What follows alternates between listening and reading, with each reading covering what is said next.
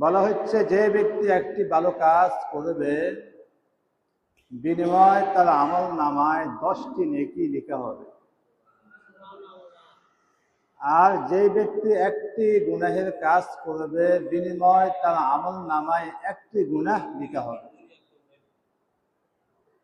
আল্লাহ তাআলা বলতেছেন যে মান জাআ বিল হাসানাতি ফালাহু আশরু আমসালিহা, যে ব্যক্তি একটি ভালো কাজ করবে ওই ব্যক্তির আমল নামায় 10টি নেকি লেখা হবে।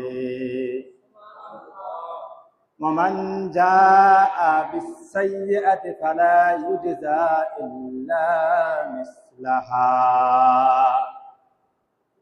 আর যে ব্যক্তি একটি গুনাহের কাজ করবে আল্লাহ দয়া করে মায়া করে মহব্বত করে ওই ব্যক্তির আমল নামায় মাত্র 1টি গুনাহ লিখবে।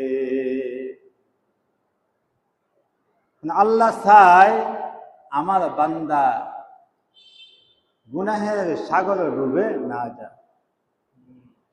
আল্লাহ চায় আমার বান্দা জান্নাতি হোক, জাহান্নামী নয়। অন্য হাদিসের মধ্যে আসছে একটি ভালো কাজ করলে সাথে সাথে 10 নেকি দেওয়া হয়, কিন্তু একটি গুনাহের কাজ করলে আল্লাহ তাআলা সময় নেয়, গুনাহ লিখতে ফেরেশতাদেরকে নিষেধ করে। চাই দেখি বান্দা ক্ষমা চায় কিনা, চাই দেখি বান্দা মাফ চায় কিনা। যদি বান্দা ক্ষমা চায় মাফ চায়, আল্লাহ বলে লিখার দরকার নাই, তাদেরকে আমি মাফ করে দিলাম। বুঝছেন ভাই?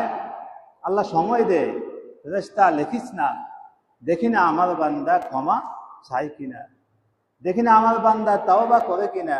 যে তাওবা করে ফেলে আর কি লেখার দরকার নাই।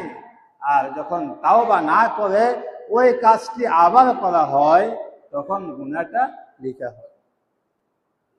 বুঝছেন ভাই? আল্লাহ কি দয়ালু না? কেমন আমাদেরকে ভালোবাসে, বান্দাকে কেমন ভালোবাসলে অন্যায় করলে বলে লেখিস না, দেখি না আমার বান্দা ক্ষমা চায় কিনা, দেখি না আমার বান্দা মাফ চায় কিনা।